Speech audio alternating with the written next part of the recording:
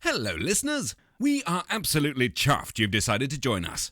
Grab a packet of biscuits, brew a warm cuppa, and curl up for a wholesome American conversation about quintessential British food from everyone's favourite baking competition. Please enjoy! Hats Off to Bake Off, an amateur baking podcast.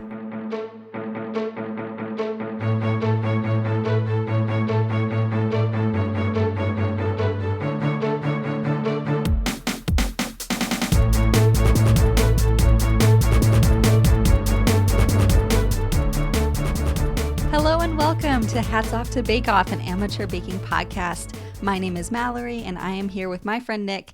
And as always, we'll be talking through the signature, technical, and showstopper challenge of the finale episode, can you believe it, of Collection 1, Series 5 of the Great British Bake Off. It's the last one. We've made it. Not the last of the podcast. We'll keep Not the last making of the podcast. Is a very good clarifier. We're not done. We have to say goodbye to our bakers. What we keep continuing to say our favorite bakers, even though they're all our favorite bakers. I know. As we go on to other seasons, we'll probably be talking equally as passionately about all of them. But there's something about this first season of bakers, and sometimes like later on, some groups of bakers I just have stronger feelings about and care more deeply about. Like there are some seasons like, I have finally gotten my mom into like actually watching the show. Like she was just sort of like, and had like seen an episode or two with me over my shoulder before this podcast started, but like she's actually watching it now. And so I wanted to show her Nadia's season, and I just remembered how like there's a few people I like in Nadia's season that I really connect to as bakers personally, but there's also a lot of people that I'm like, oh,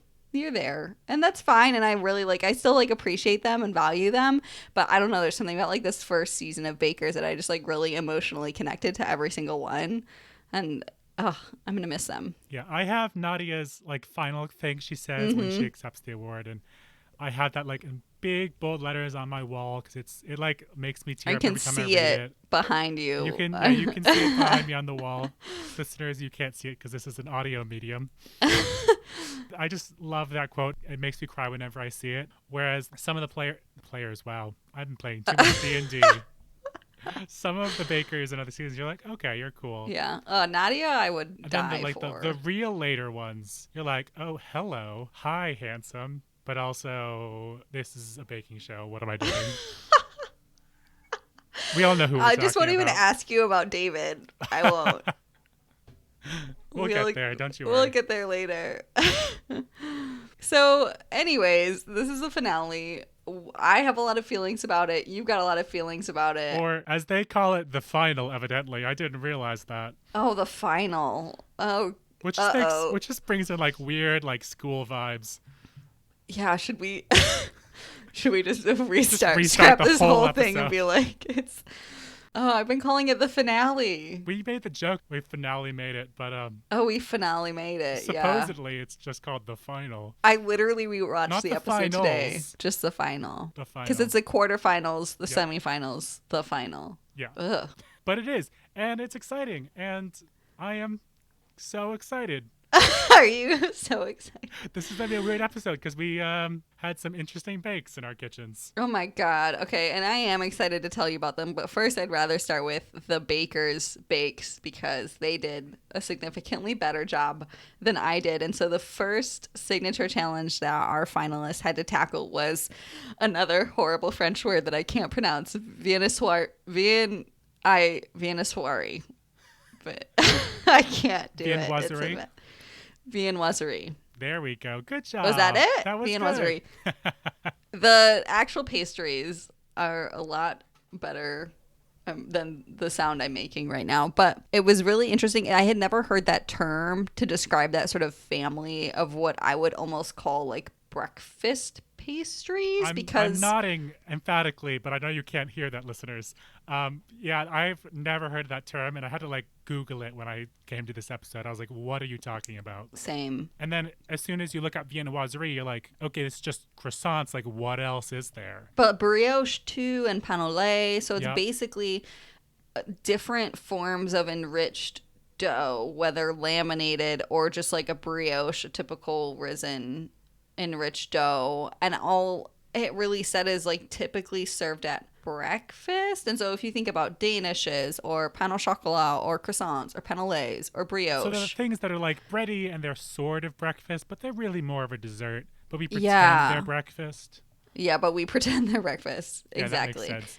Or I feel like it's a French word. It has to be very good looking, has to be perfectly made, have to be Like, I don't think a perfectly scone. baked. Yeah, not a scone. scone. Scone? Yeah. Scone? I think we've already had this argument. This show has me saying scones, but it's not scones. It's not a scone. It's not French toast. It's like Right. the classy stuff. You could put in a bakery window. That's a good way to say it, though, yeah. Yeah, think of, bakery window, breakfast breads. I love it. It was really interesting. I feel like besides the Showstopper challenge, both the technical and the signature here were fairly classic bakes, and I do not want to call Viennoiserie... Fuck.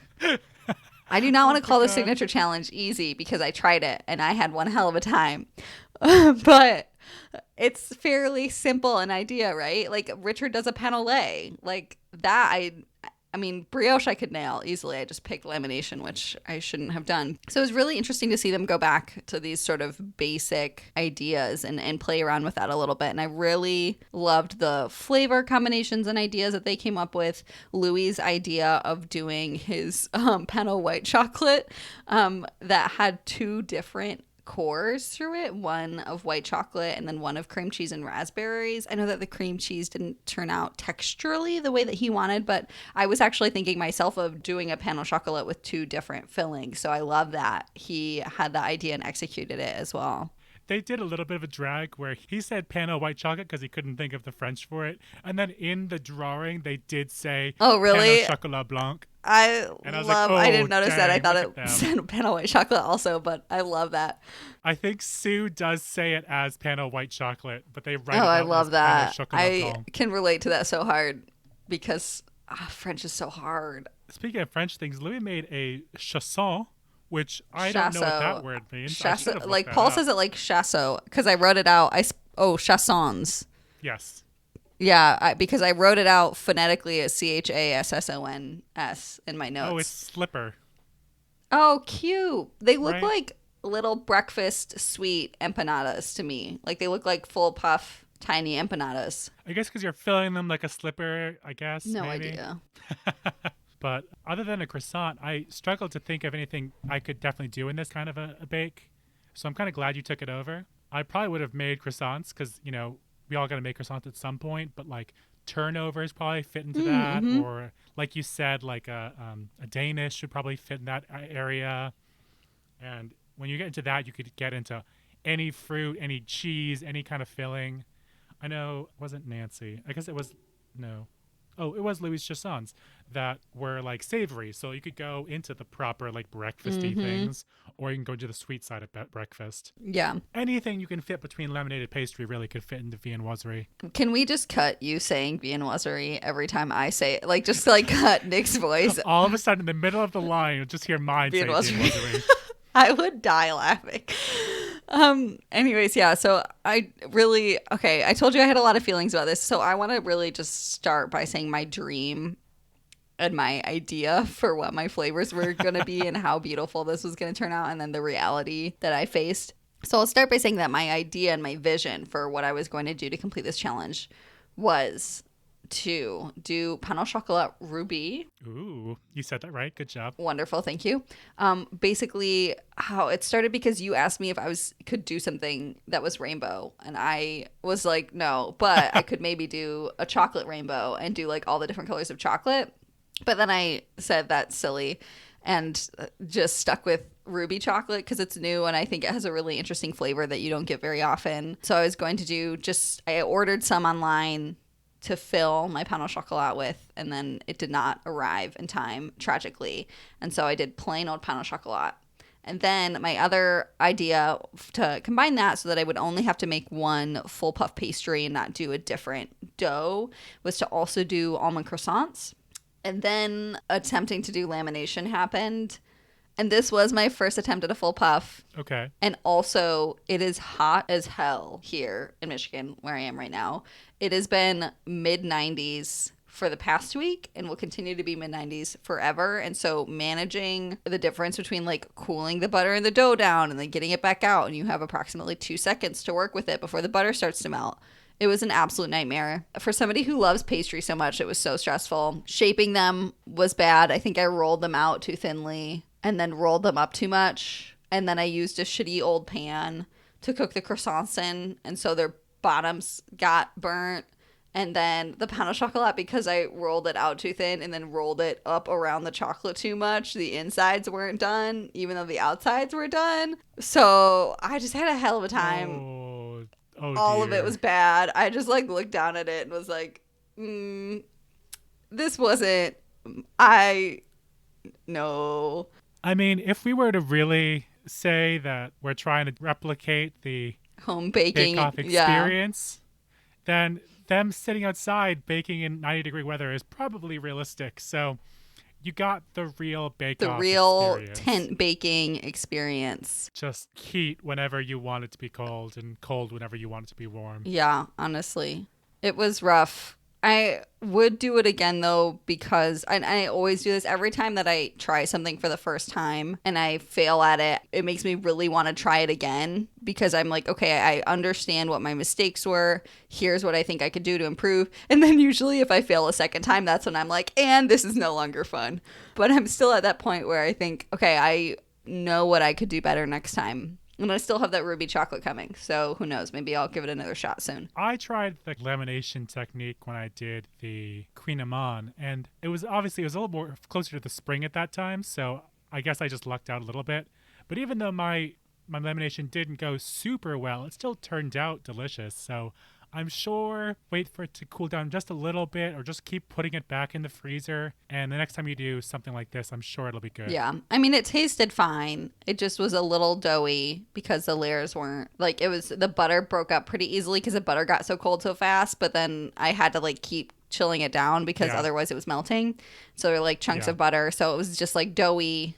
I mean, very good, but like it reminded me of store-bought crescent rolls, which is not what I was going for at all. I was looking at them and I was like, that looks like a crescent roll. It is. That is what it looks like. I made Pillsbury Doughboy crescent rolls. You're welcome. Real classy. What would you do given this challenge and also the ability to make perfectly laminated dough? Because I'm just great at making laminated dough. I might make you do all the laminated challenges from now on. Oh God! No, I would never do that to you. I feel like Viennoiserie was something you could make so many variations on, and yet I still have that's so pretty. So, I'm like looking through Google Images right now to try to figure out what I'd make, and the first thing that came to mind when you said Danishes earlier in the podcast was if you could make like a ricotta mascarpone cheese Danish, because it's already kind of a sweet dish as it is, and then you could just use those silky smooth desserts. I recently made a frosting out of ricotta. I love ricotta. And it was sugar free. I learned after the first time I tried using ricotta that you need to like strain all the water out of it. And so when I did it this time, I did, and it came out so silky smooth and delicious. Definitely one of my new favorite sugar-free frostings. Oh, that sounds so good. This is a laminated dough. Remember the big party ring where he cut it into little chunks? Oh, yeah, Louis Corona. Turned them on their side. Oh, no. Was it Louis Corona or was it Richard's Swedish Tea Cake? I think that Swedish Tea Cake is what I'm thinking of, because they all kind of like lay on on their edge. This is a laminated dough with red dough in between the layers. And so you get like this red spiral. It's so cool. I'll have to look up Chef Johann Martin, I guess, at some point. But I think any kind of croissant.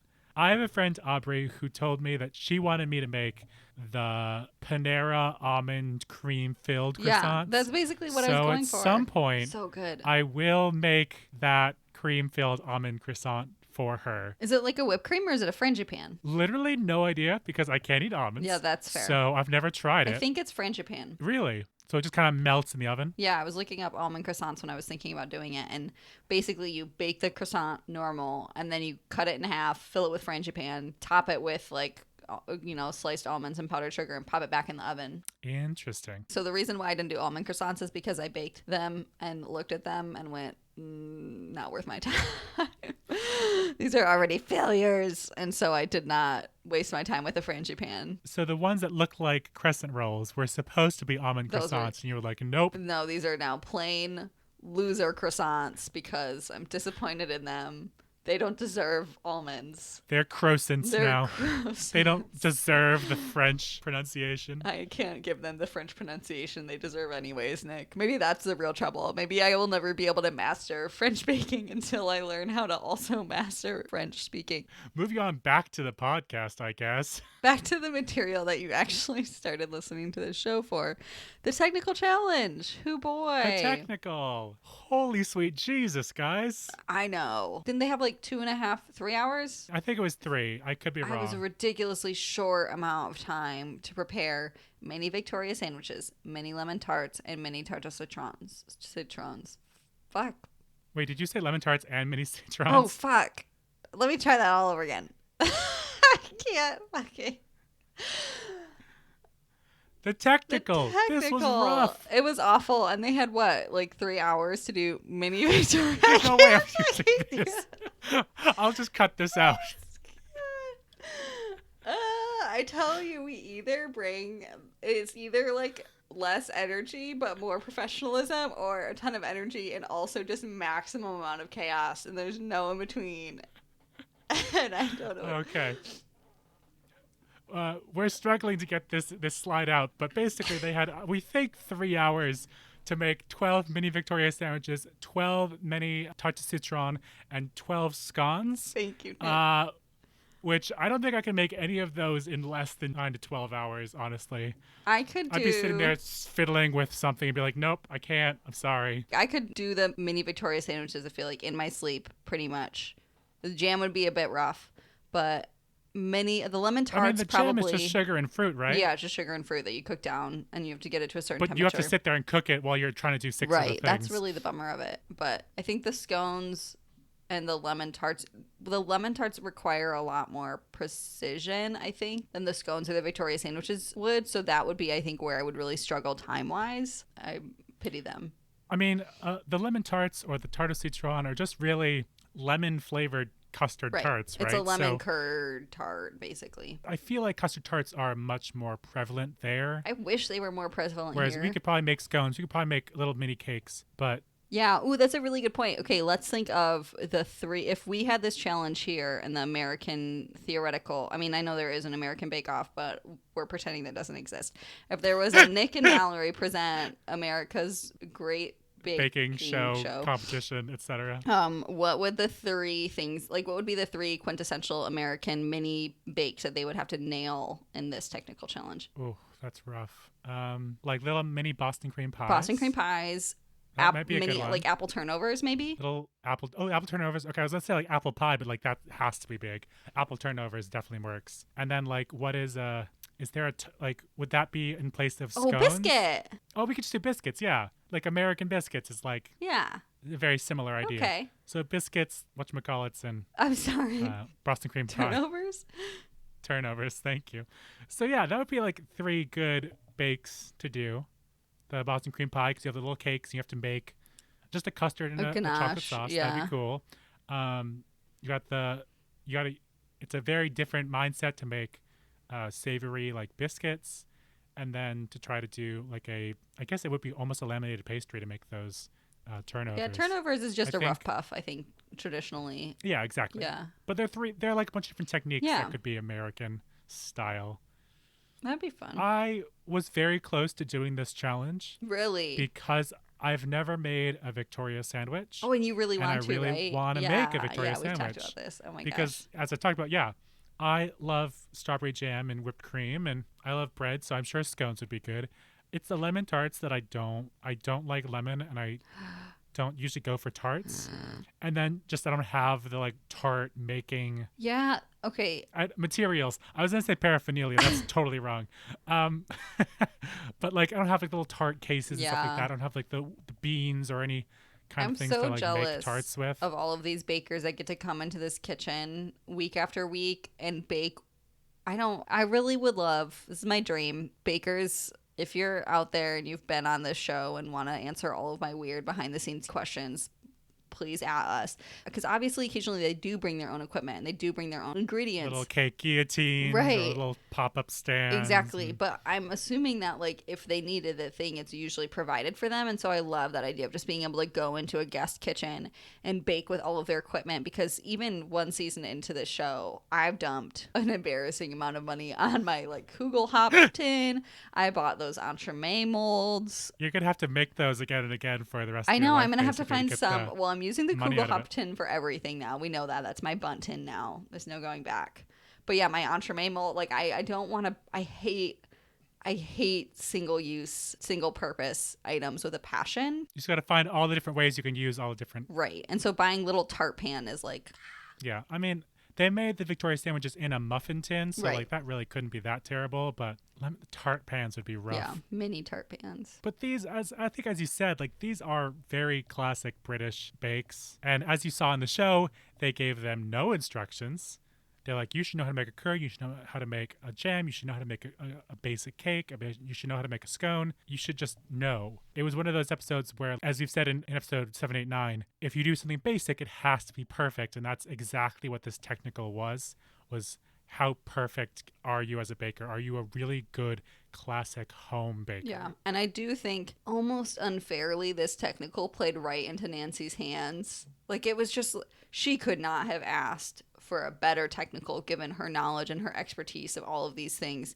And it was so interesting to watch Louis a little, but Richard particularly struggle with just the confidence of, okay, I know what this looks like. I know what has to happen to produce these results. And Nancy just knew start to finish. She, like, obviously, I think they had like one or two complaints about, I can't even remember what now, but she just like knew what had to happen for each of those items to be produced in that amount of time. And that was Boom, boom. amazing. You could just like tell how long she had been baking and how much confidence and just like comprehensive knowledge about the baking process that she had. I thought it was so impressive. Like, honestly, that in and of itself deserved the win. We're going to talk about Nancy at the end of this episode. And I'm so excited you brought that up because that works so beautifully with her, like, backstory. It's great. Yay. I think this was Nancy's time to shine. And the showstopper was where I thought, okay, this is where Richard and Louis will knock it out of the park. Mm-hmm. Before we get there, it's time for tea. Are you drinking tea? I have my green tea. It's hiding behind your digital face right now. I'm drinking diet green tea with ginseng Ooh. because it's real heckin' good. Maybe with just a tiny amount of honey. Ooh. It specifically says in the bottle, like, not recommended for diabetics. I'm like, whoops, oh well. Because it has like a teaspoon of honey. Oh, okay. I don't care. Any hot pod bakes you've seen in the world or any friends and family who've been baking this last week? You've sent me a couple, I think, of cool friend bakes. I want to say that I'm very sorry that your bakes didn't go super well. Because yours did went amazing. Yeah, tell me about it, Nick. Tell me all about your bakes. No, don't. We'll get there. It did not. I was gonna say our Instagram friend. Oh yeah. Outside the tent, her little like filled pinwheels looked so pretty. I need to and check so out nice, that post. so- I meant to after I baked this one because it's so funny, and we definitely obviously didn't coordinate this, but we are very much like sort of on the same schedule as her. So it's been so fun. Every time I do a bake, I'm like, oh, I can check in and see what she did for this challenge. We just need to convince her to do the same next series, and we'll be Oh, good. that'd be great. Yeah, but I was maybe a little bit too ashamed, but I do really need to go and check out what she made. Go check out Okay. at Outside the Tent. Her bakes are spectacular. She did do entremets as well, and they were stunning. Yeah. She does some spectacular stuff. Moving on, I want to ask you, go all the way back to episode 1. Do you remember one of the first things Paul said to Richard in episode 1? No. This does have to do with what's coming up next. We're going to talk about the history of the Piece Montee. Oh. So one of the very first things you'll remember it as soon as I say it, you're gonna hit I yourself. am. He tastes the Swiss roll, so the very first bake, and goes, "You're a builder? You're in the wrong job, mate. Oh, You're yeah. seriously in the wrong job." Yeah. Well, he's immediately blown away by his baking skills. It's obvious from the get-go. He gets Star Baker 5 times during the Yeah. series. And as I said, I think this was the time where I was waiting for Louis or Richard to really push the boat out and get some really spectacular results. This is La Piece Montee.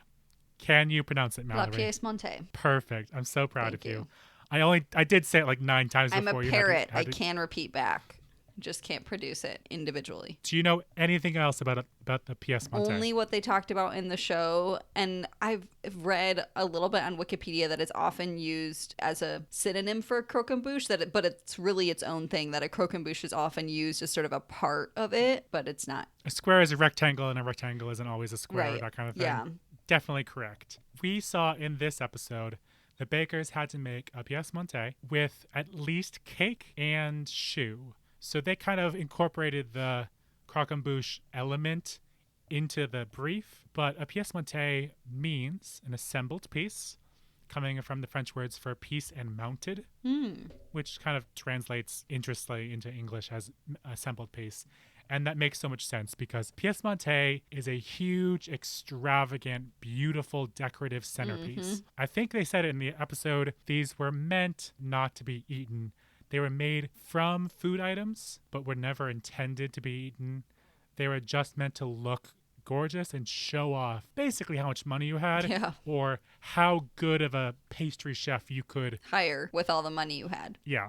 Once we get into the proper history of where this became really popular, it makes total sense, but we'll get there in a second. So La Piece Montee could be made from literally anything that was edible, be it confectioner's paste, pastillage, sugar, nougat, marzipan, spun sugar. In the show, they've added cake, they've added choux, they've added biscuit, they've added all kinds of caramels and sugar work and literally anything. But because this was something that was supposed to be shown off, it was designed to look beautiful more than taste beautiful. As you said, a Piece Montee is well known as basically being a synonym to croquembouche, which is just a tower of choux buns covered in caramel. I'll get back to the croquembouche a little bit later, but first I want to bring up someone that I found in my journey through the Piece Montee world. And the reason I brought up what Paul said in episode 1 is because this guy made Piece Montee super chic and made some over-the-top, ridiculous designs. Was he a builder?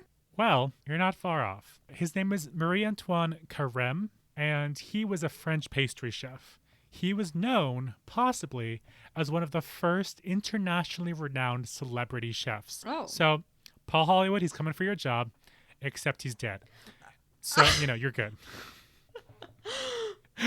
This is a guy, he was born in 1794. So, no, he wasn't born in 1794, but he was born before 1794? at the end of the 18th century. And his history is just romanticized because it's right during the French Revolution. He was abandoned by his parents. He ended up working at a chop house and then eventually became an apprentice under a famous patissier in Paris near the Palais Royal, which is the Royal Palace. And they quickly realized that he was a very talented pastry chef. And the man that he was working with said, you should get an education, you should go study. And so during that time, he learned to read and to write. He learned different languages. And one of the things he learned during that time was architecture. And so this became a big part of his life because he would eventually become known for making huge displays of elaborate centerpieces that he would put in the windows of the shop where he worked. He worked near the Palais Royal, as I said, which meant he was constantly surrounded by French diplomats and the upper classes of French society.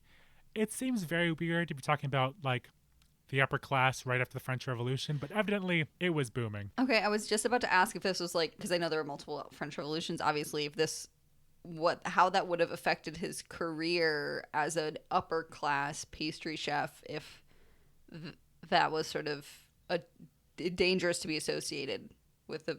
So this happened all after the Revolution. Okay. So he worked in like a cheap chop shop for a while and then eventually worked his way up. But I think the upper class still survived the French Revolution, really. Listen, I'll listen.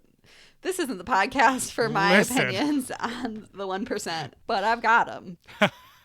Oh, they survived. They did real well. But yeah, basically that was the idea, is that he was still in the expensive and rich quarter of Paris, and evidently his elaborate bakes were still super popular. So popular that eventually he began to work for a French diplomat named Charles Maurice de Talleyrand Périgord. I hope I said that right. Bless you. But Talleyrand was appointed by Napoleon to run a place called the Château de Valençay. And this was specifically a residence owned by Napoleon to entertain foreign guests. There was a great interpretation of this that I saw that was Napoleon was famously known for not liking food a whole lot. He didn't really care for elaborate feasts or anything, but he understood that food and entertainment were super important for Diplomatic relations with other countries. Yeah. Exactly. And so this residence was specifically designed to be like, hey, foreign diplomats, come and dine at this fabulous mansion. And it worked because he had this brilliant young chef named Carême. This is really where he met and worked with so many people. He would later go on to work with the Prince of Wales, George, in 1815.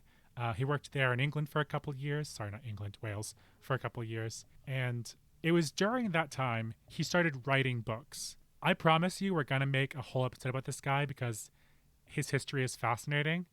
But basically they would say like most bakers at the time were just apprentices. There weren't any major cookbooks. There weren't major publications saying how bakeries did what they did. No home bakers, basically. Yeah, and so there was no one writing down how they made everything they did. But Carême did, and that's why he became internationally known. His first book was printed twice within the first year of its publication. Wow. And I wanted to read a little part of that. In part the 7th of Large Pieces and Piece Montee, he says this. So sorry, it's a bit of a long read, but it's important. This part requires much adroitness, patience, taste, and exact combinations. It is not sufficient to form garlands and small pastries of good appearance, but also to know what decorations will accord with each other, and the whole be grouped tastefully together. It is for this reason that a pastry cook of the present day should possess somewhat of the skill of an architect. That his ideas may be more perfect, he should at least be acquainted with the details of the 5 orders of architecture. Carême really believed he studied architecture because it's what helped him make these gorgeous designs. Malory, you can see this. Listeners, go look up Piece Montee's design by Carême because they are... Oh, these are his designs that you've put in here? These 3 designs in black and white are the actual like drawn designs of things he would have made. Wow. And in the book, he has little descriptions about how he made or how to create those designs, and they are elaborate. He would later go on to say, the fine arts are 5 in number, to wit, painting, sculpture, poetry, music, architecture, whose main branch is confectionery. What? So he believed that architecture and confectionery were like one and the same.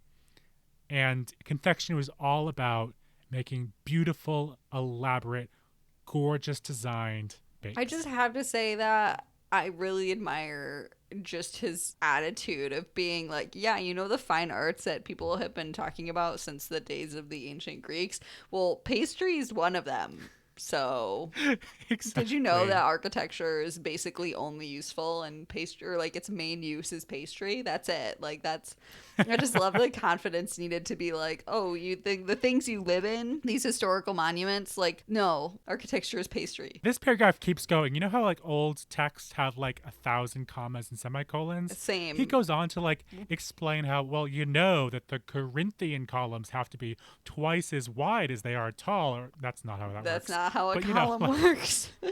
But it's like the diameter of a Corinthian column should be Blah, blah, blah, by blah, blah, blah. and you're just like, what are you talking about? Dude, what? But last, I digress. He's pretty cool. We're going to talk about him at some point in the future because I think he's fascinating. He is also right in that era of haute cuisine or la grande cuisine française. Just like those beautiful over-the-top dishes that are tiny and minute and beautiful. Meant to impress, basically. That's him. That's his era. Meant to convey wealth and status. Exactly. And definitely that still exists today. So I want to go into haute cuisine and all that. Am I saying that right? Who knows? I think you have nothing to be ashamed about anymore. I'm going to digress because I should stop talking about him for a bit. Yeah. And talk more about the Piece Montee itself. So I found actually a connection with Croquembouche and Piece Montee as a sort of wedding cake. So in France, I've heard that for any big celebration, especially a wedding, a Piece Montee with cake and with choux or just a big tall stack of croquembouche is very popular as a wedding dessert. And so while we're used to the frosted cake, which again, we'll go into the like history of wedding cakes at some point, I'm sure, the croquembouche stands for crunch in the mouth, or as it would actually be in French, croque en bouche. Bouche meaning mouth. Wow, I had no idea. Croque meaning the crunch. So croquembouche is just an amalgamation of those words. Crunch in mouth. Crunch in the mouth, which is hilarious. But supposedly in ancient Greece, there was a tradition of using a large bun of barley or wheat that would be broken over the couple's heads as a sign of fertility. Supposedly people would rush up and grab the crumbs to try to gain some of that good luck. Later, they would use small buns, and all the guests would stack buns up on top of each other into a big tower. And the tradition was if the couple could kiss the tower of buns without the tower toppling over, that meant they'd have a long life of prosperity, which I didn't look super hard into the history of wedding cakes, but that was written in several websites. Wow. So evidently that's a real thing. I think that's hilarious. Wedding traditions are always all over the place and always just like something that unless you're from that culture and have practiced it, you'd be like, what? So I always think they're so fascinating. I want to also say that there's some beautiful museums out there with some old molds and other materials used to make these big, beautiful creations. So you can find sugar molds or like pastillage molds that were made to make baskets, were used to mold figurines for statues and helmets and weapons. And if you look through Carême's book, he has descriptions for arches and castles and columns and baskets, as well as like the Roman helmet in a large basket filled with fruit, an Indian pavilion, ancient fountain on an island, the ruins of Athens, a Venetian gondola. Like these designs are meant to be unbelievably elaborate. The last few facts I have are just kind of cute that I found when I was looking up the Piece Montee. Piece Montee, the card game, What? is ranked 6.2 out of 10 on Board Game Geek. Wow. So we should not play. terrible, but not great. We definitely should play. The Hot Pod Twitch streamers gonna play Piece Montee, the card game. It's 20 minutes for 2 to 4 players, and pastry chefs compete in cake decorating contest, where 3 double-sided cards make up each of your Piece Montees. So, not totally sure why it's cake, but you know, close enough. Another fun one I saw: the French Cheeseboard at FrenchCheeseboard.com. You can view their ideas on cheese-based Piece Montees. Oh my God. Which include an Escher's spiral. Oh my God. And a modern Bauhaus, among a couple others, of cheese-based Oh my Piece God. Montee. I think they're just graphically designed, Just but like they're still gorgeous. giant cheese sculptures. Towers, yeah. Oh my God. That's so I funny. think the Escher one is specifically made that it's impossible, which is hilarious. It's just very weird, and I loved it so much I had to include it. Another thing I saw that I couldn't find a picture of, I swear it was real. People would make like tray bakes shaped croquembouches, where it's like a big rectangle, and they'd put like a layer of almost like millefeuille on top, and then decorate that one layer. So you'd have like a square Piece Montee. square It was very flat weird. Yeah, it wasn't pointy. shoe? It was just like a rectangle Of shoe. box of shoe, Huh. and then a layer on top that was like, okay, it's a cake now. It was very strange, but that's enough about Les Piece Montee. So I think we can move on to What? the showstopper. Yeah, what the bakers did for it. I loved watching this. I did think that this challenge was actually pretty well suited to all 3 of the bakers who were in there. As you said, Richard's always been pretty good about architecture. Louie's always been great with detail. And Nancy just has that confidence. And as Mary says later, that perfectionism to really just complete what needs to be done, and with such style too. Man, I really enjoyed all of their ideas. Louie's mining town was so original. The flavors were really unique. I just was in awe at all of it, especially because it must have taken so much time. They had five hours, right? And Yeah, I think so. Yeah. it's just so much to do. I would be so tired. I mean, I was reading through it. I think they were like near tears at the end. They were exhausted, and all for good reason, because they were making some spectacular bakes, and they were being put through the ringer, really. Yeah. Before I get into mine, what would you make? Okay, so I do want to clarify. I couldn't find this anywhere, and I don't think they said so specifically in the episode, although I could be misremembering. But I know that they all did sort of like place-based themes. Is it supposed to be place-based? Literally, no idea because they tell you so little about it. I think Yeah. it's just supposed to be like special to you, probably. Right. Okay. Because I had the idea of doing like a giant pine tree and doing some sort of like spicy chocolate cake as the base that then you would sort of like crosshatch two big tall biscuits in that would have sort of like branches coming out of each of them. So, almost like Louis did his dragon in Biscuit Week. It was like put together with little slots. Let's set that up so there's like a little cross section of tree going up and then cover that with shoe and then do little like wildlife decorations and like maybe some like spun sugar bird's nests or something like that. That sounds fascinating. You said in your description that you'd use herbally or florally flavored fillings, which again, that just keeps going with the like really cool concept, keeping it all together. I love that. That sounds very cool. You've never said something that's more Malory in your life. I do have 2 pine tree tattoos. So... And several animals and flowers, all I think. The nature shit. Yeah, all the nature shit. That sounds amazing, and I wish I could have made something that spectacular. However, I decided to go a little low-key because there's already a bunch of components. I'm in the middle of quarantine. I'll have like 4 people I see regularly. So I went very low-key, and I made just some basic choux, some creme patissiere, and some caramel, and made a little mini croquembouche. I say mini because I had to make it so it fit underneath my cake stand because otherwise it would go bad.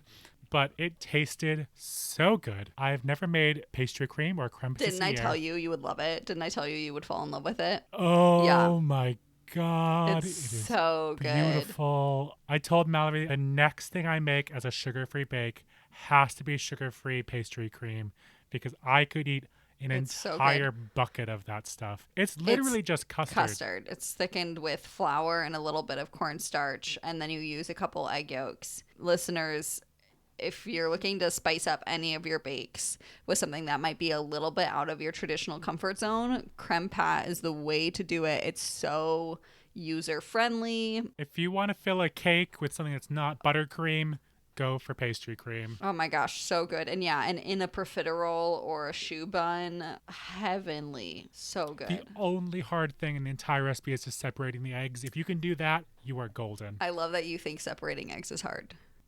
I struggle with separating eggs every time, Malory. Don't bring it up. Okay. Sensitive subject. I was actually pretty lucky because I had just made a recipe that used egg whites because I had made sugar-free Swiss meringue buttercream. You and your Swiss meringue. Oh, again, that was so good. Okay, the first time I made Swiss meringue buttercream, it was a disaster, so I'm so glad this one worked out well. Yeah, that's true. But I just made it, and so I had a bunch of egg yolks, so I only had to crack one more egg yolk and use that, and so I just had a bunch of egg yolks already, so I could very easily use up the extra leftovers from another recipe and make the custard. It is heavenly. However, you thought mine came out looking great. It did not go well. Oh, no. I somehow baked the choux pastry wrong twice. I made a big old batch, threw it in the oven, and then you're supposed to turn off the oven. Right. And let it just bake in like that. And then you turn it back on at a lower temperature for the last 10 to 15 minutes. I did not do that. And plus, I was making choux that was much smaller than the recipe had originally asked for. Oh, so did they get really crispy? The first batch came out very burnt. Oh, not very burnt, but the bottoms were just like black, and the top was a little bit brown. It was very upsetting. The next time I did it, I did turn off the oven, and then I realized I'd set it to the wrong temperature, so it was actually colder than it was supposed to be. It was just like, they all turned out delicious, but they were not what they were supposed to be. Oh, no. I filled them with as much creme patissiere as I could. The only regret I have is that I couldn't fit more in them because the creme patissiere was so good. And then the part I was terrified for, because I really should have had like heat gloves or something. Yeah. Was dipping the choux in the caramel. But guess what, fam? It was totally fine. I didn't burn myself. I found a cool technique where instead of trying to coat the top with caramel, what I did is just dip the bottom and then stack them on top of each other so that like I would always have the bottom facing in and using that as glue for the next round. That's so it worked out smart. really well. And you still got enough caramel on them. Surprisingly, they tasted better the next day once all the caramel had like softened. It was kind of like nice soupy caramel goo. They were delicious. However, my croquembouche had a big hole in the top because it had to fit underneath my cake stand. So I like a tried to hollow spin cylinder. I tried to spin sugar, which sort of went okay. And I was like, done. Good enough. Hopefully you'll have seen it at some point on our Instagram.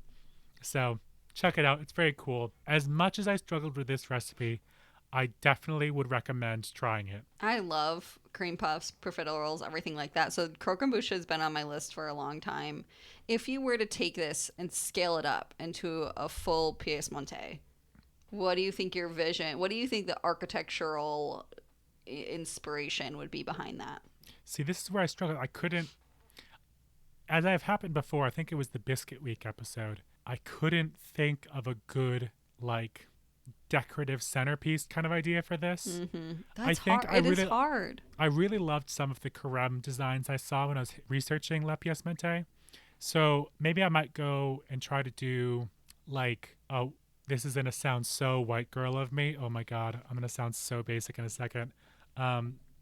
This would be very hard to do, but I think it'd be cool to make a suspended globe and have like a world travel kind of thing. I'm not sure what I'd make the globe out of yet, but it'd be very cool to have like, you'd have a stand of choux and a cake base and then some kind of rounded, almost like maybe a chocolate top that looks like a globe.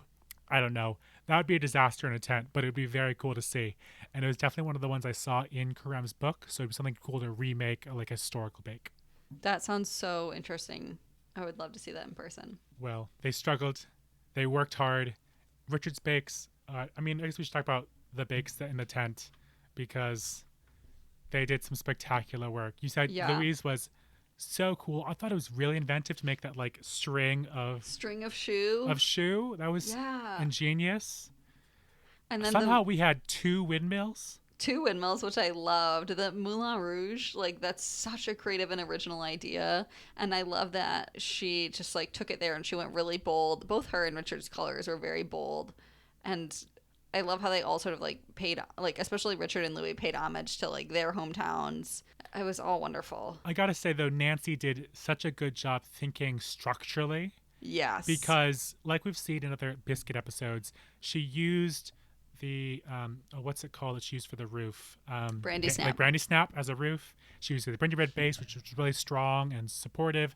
She didn't make a huge choux tower, so I think actually if you look real close, she did use a little stand to hold her biscuit windmill up so she could decorate the outside with the choux pastry. And that center support beam that made the windmill turn was just literally ingenious. Yeah. I thought that was great, and I love that she was able to save it. I know last minute it's sort of one of the windmill pieces snapped off, and she was able to sort of glue it back on with more caramel. But I loved the design of it, the fact that it moved, and I mean, all of it. This is another bake where I want to both like look at it forever, but then also consume it forever. I thought flavor was interesting, obviously, for good and historically accurate reasons, less of a player in this challenge. But I think there was still some very inventive flavorings going on. I know Nancy used passion fruit, a favorite of hers, to fill her little choux buns, and Louis, as always, had some really interesting flavors going on in his sponge. So I still thought I was very interested by that. Well, they all did great. And I think I speak for the both of us when I can say we're so proud of everybody. And this week's star baker / winner of the whole series, you should know what it is because we've been saying it the entire season, I feel like. But it's Nancy.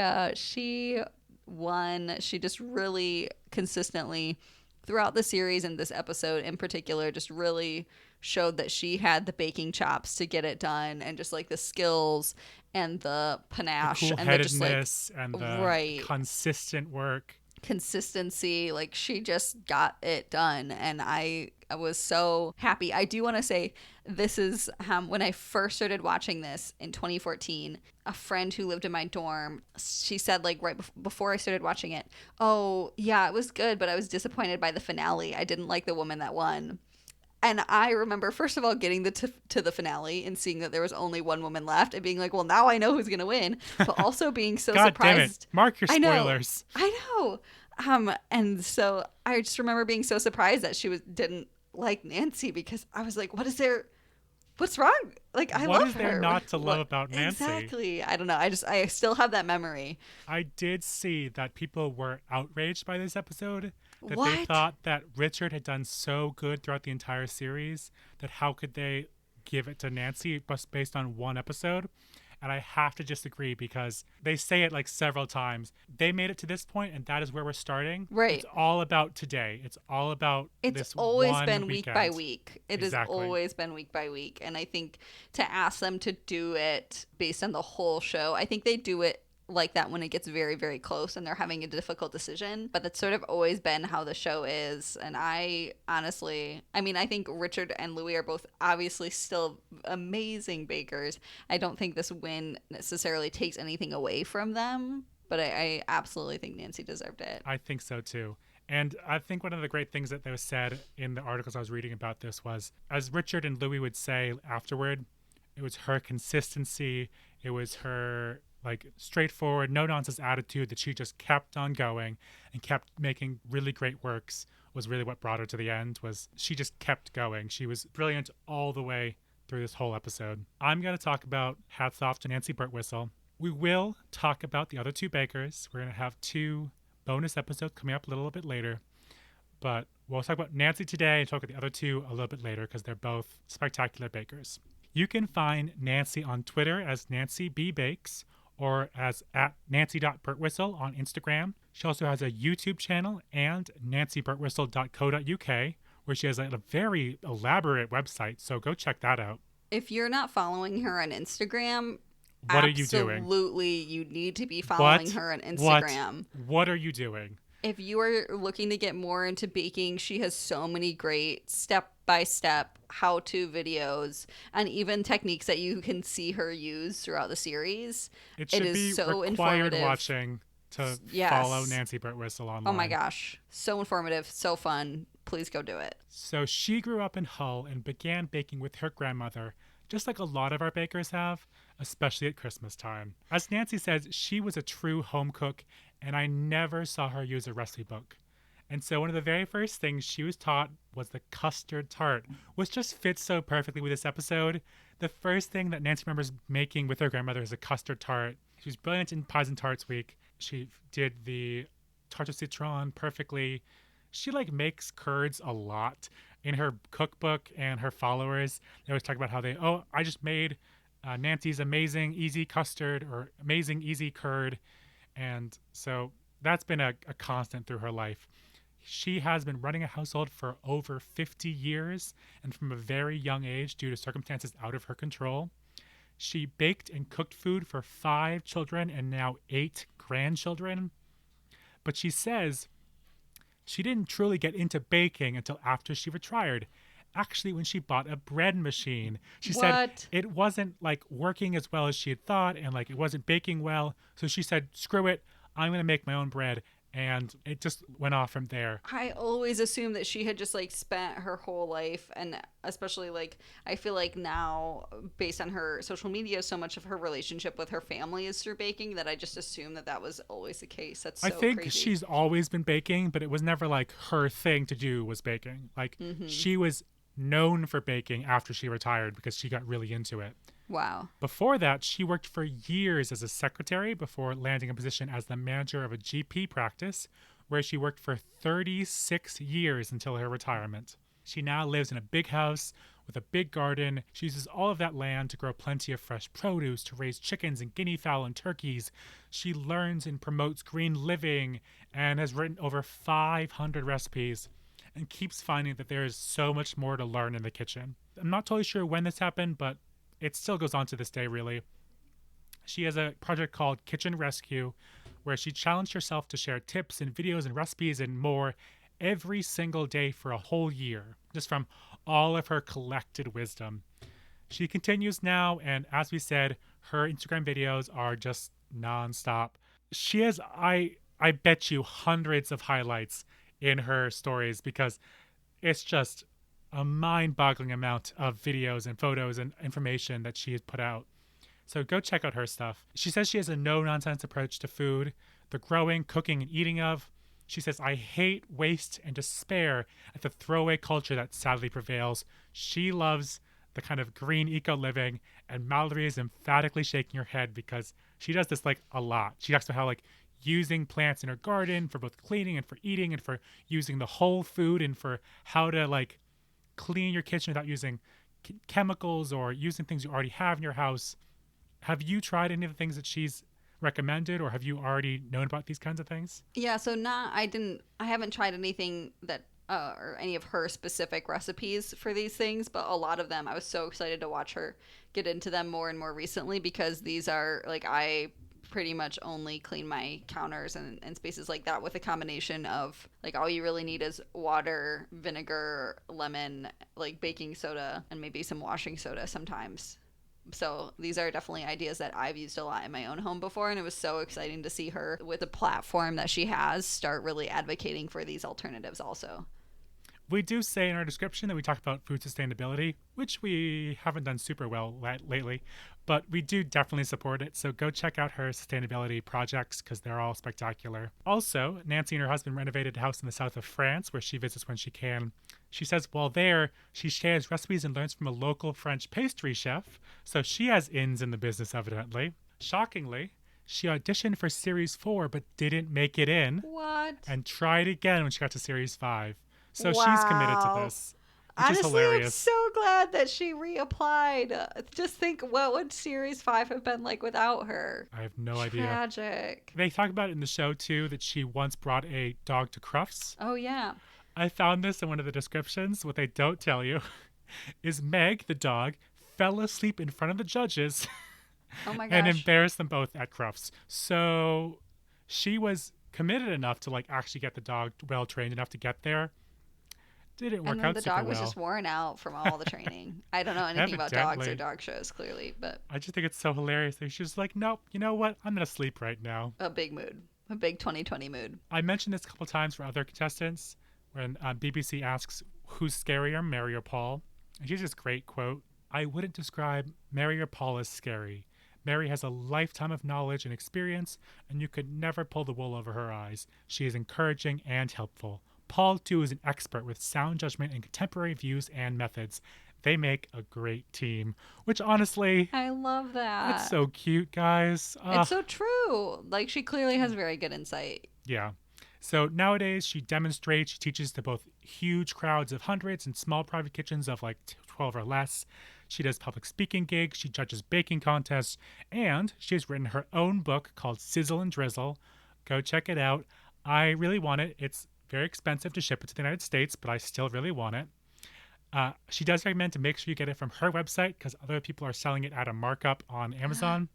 So if you live in the UK or if you live in the US or you live anywhere else in the world, basically, go check out her book and support her.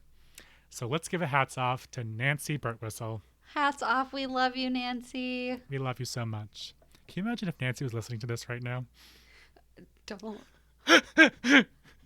You'd stop podcasting. You'd be like, nope, I'm done. I've already dropped the F-bomb this episode. We can't show it to her. I don't want her to be...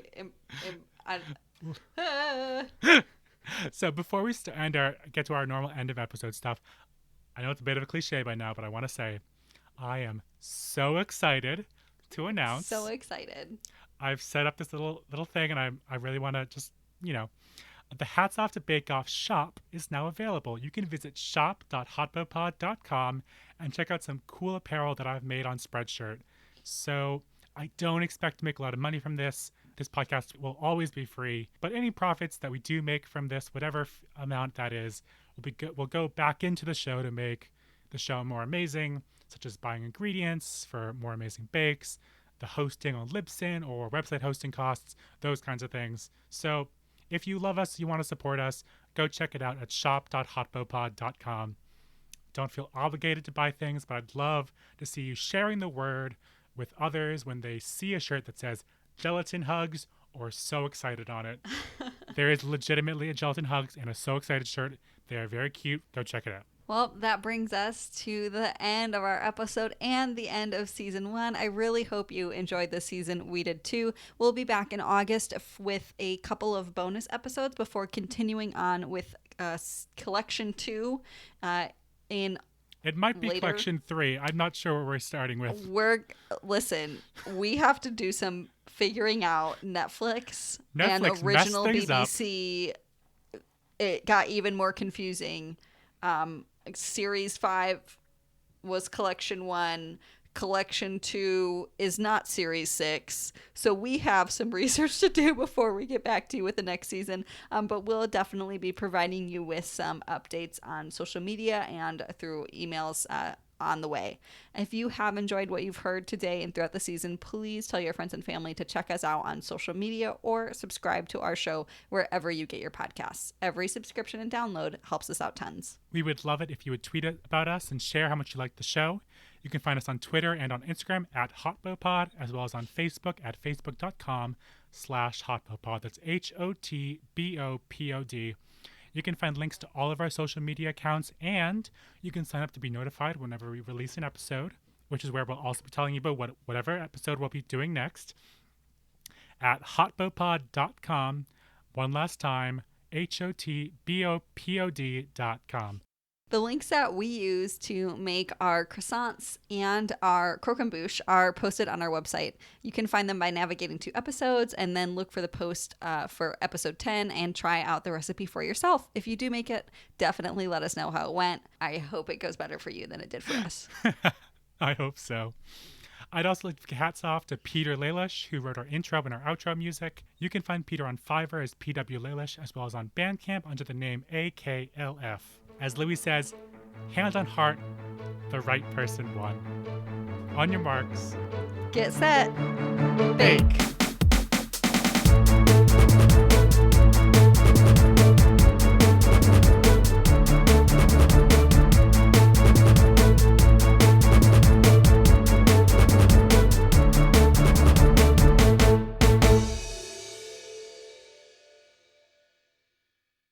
So, Mallory, how's your ASL going so far? Oh, I haven't started it yet. I need to see. Okay, and I do want to point out, we don't have to put this in the show, but now I feel like I have to defend myself. I am generally very good at languages and pronunciation, and I know how to sort of ask for things to be pronounced because I had a pronunciation class in college for Spanish, and it taught me that like so much of it, it's not just like what it sounds like, it's actually how that sound is being produced. So I'm usually so good for different languages and like understanding where different sounds come from and like what different words are. But like, I think because I grew up learning Spanish as a second language, your brain like goes to my that. brain goes to that. And the deal with Spanish is that like every vowel is pronounced. Spanish is a very vowel centric language. And then you go to French and it's the exact opposite. And there's so many vowels and you don't pronounce any of them. And I cannot. French is fuck you. This last 3 syllables, don't pronounce them. I cannot. All these consonants, forget about them. I cannot. And it was so embarrassing because I worked in a wine shop. And I had to present and talk about all these French wines. And I was like, this is a beautiful wine. I think it's called this. It was so bad.